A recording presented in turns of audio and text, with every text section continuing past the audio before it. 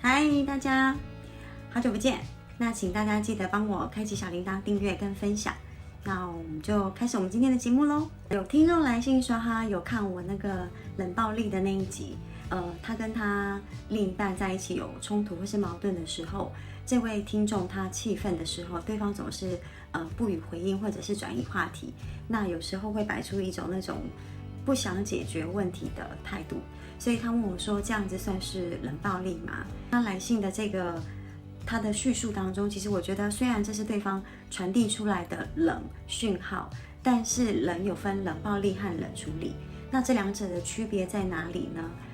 冷处理它在心理学上称之为搁置的技术。那有时候它可以是有效的解决问题中的一个机制，在冲突中去缓和可能再发生的冲突升级，所以先冷处理，等到时机跟条件适合的时候，再来做回顾跟处理，然后去实现问题的解决。那冷处理跟冷暴力的差别在于哪里呢？比方说，为了某事而争吵好了，那吵到一半的时候，一方突然渐渐的安静下来，而另外一方他是假设他是宣泄型的好了，他是持续的不断的数落跟抱怨。那看到安静的那一方他不吭声，所以他更加的生气愤怒。那持续得不到回应的状态，他索性干脆也不讲话了。可是这个时候，如果安静的这一方他在比如说晚上或者是隔天，他对另一方说某某某对不起，目前这件事情我没有想法，或者是我没有办法解决，那过一段时间我们再来讨论好不好？好，这是第一个例子。跟第二个例子是一样，是吵架完了，那争吵完之后，冷处理的那一方开始变得对宣泄型的那一方是完全的持续的冷淡。那即便其中一方他已经示好，或者是持续做讨好他的事情，也知道当时这样子的宣泄是不对的，但是另一方他就没有再回到当初的态度或者是什么，甚至有些情况是会加重的出现藐视的语言。那所以这两个就很清楚，一个是冷处理，一个是冷暴力。冷处理其实是维护关系的一种方式，冷暴力则是很明显就是一个破坏。我们怎么去分辨冷处理的差别呢？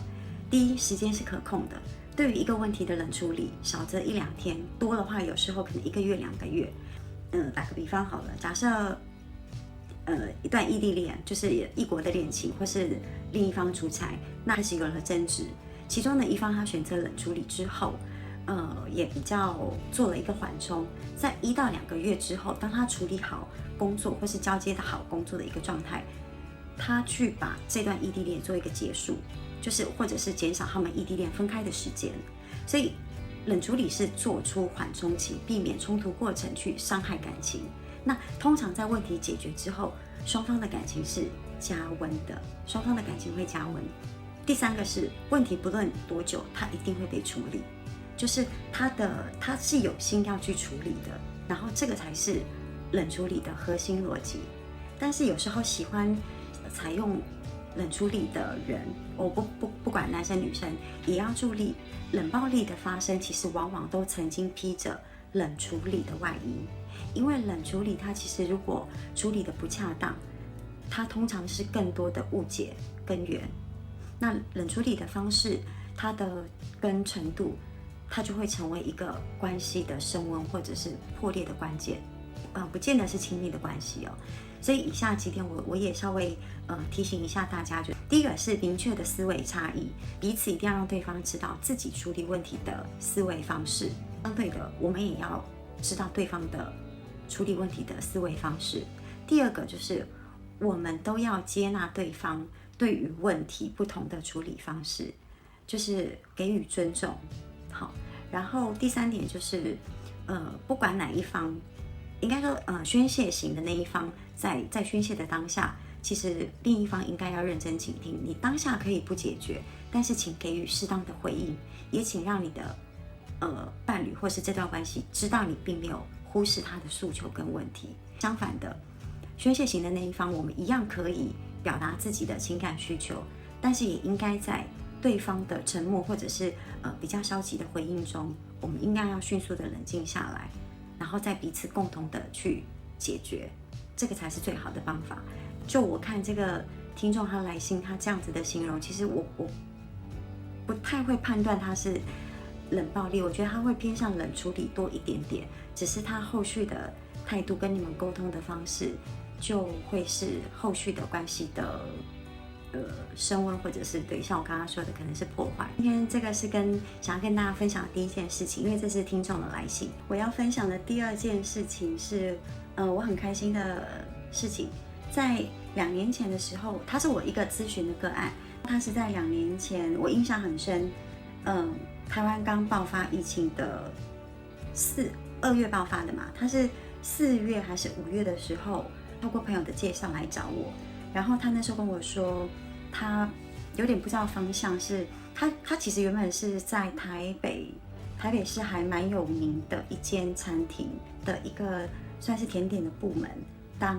已经不是学徒也不是助理了，但是可能也还称不上大厨吧。那原本都很好，可是因为就是那2月的时候，我们台湾开始受到疫情的冲击，那一间算老店，他第一时间选择了可能就是先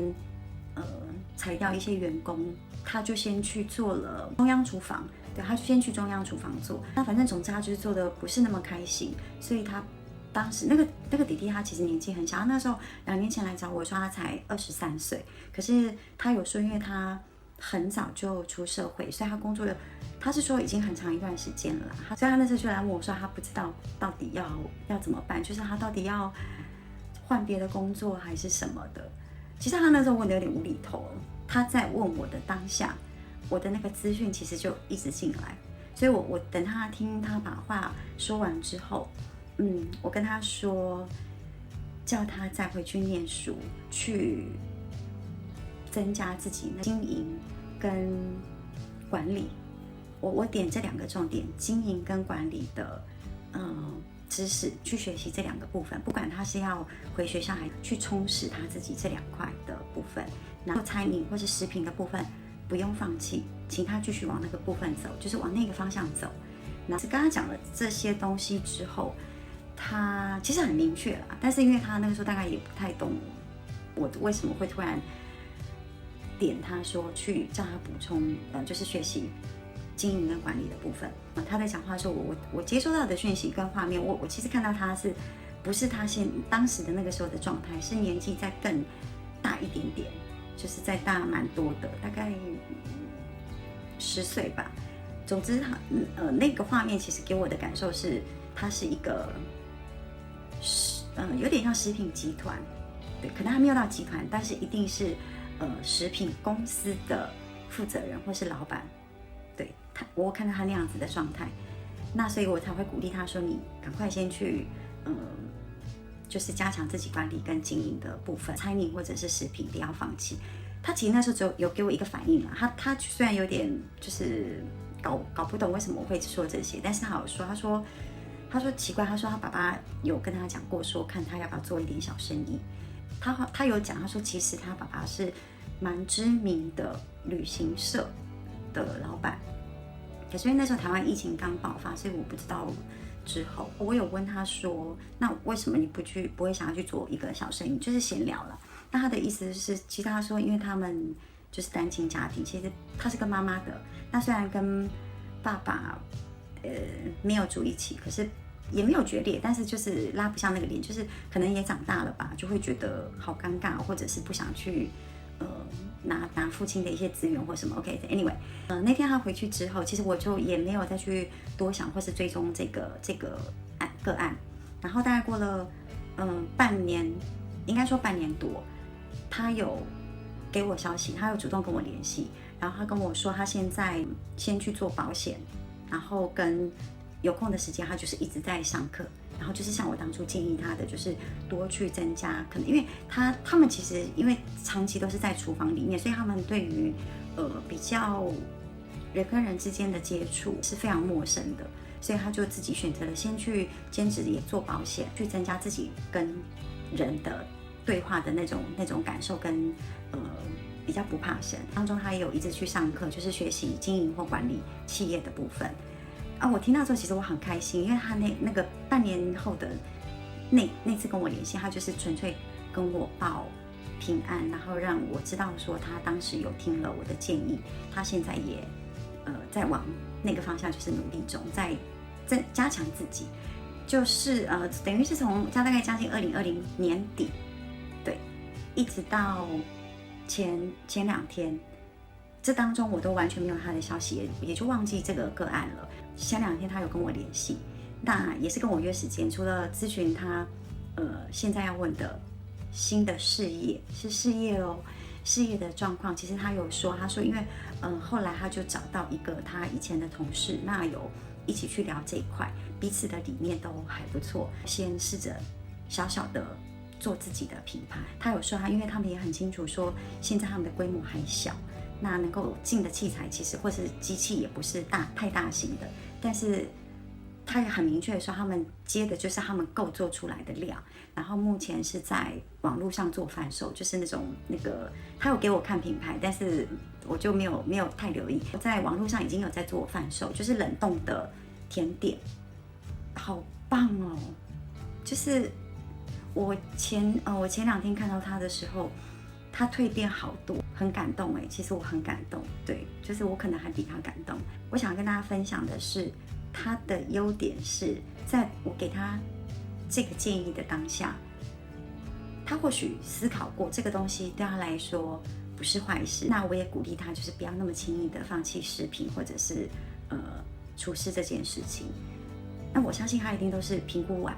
他觉得还可以接受的范围，他就选择了相信了。相信之后，他就是很单纯的，那就认真去做。直到我前2天看到他，就真的是一个，就是很感动，很感动。这个是我除了今天那个就是听众的回信的那个问题之外，这件事情是我这段时间感觉特别温暖的一个案。我们今天节目就先到这里，要开启小铃铛、订阅跟分享。有想要听的主题，有任何问题，或是有想要咨询的朋友，可能再稍等我一下下，我之后会开放给就是节目上听众或是观众的这一块。今天就先这样子，超开心的。好，我们下次见。我再一次谢谢支持喜欢 Angel 8810的听众跟观众，就是很谢谢大家。拜拜。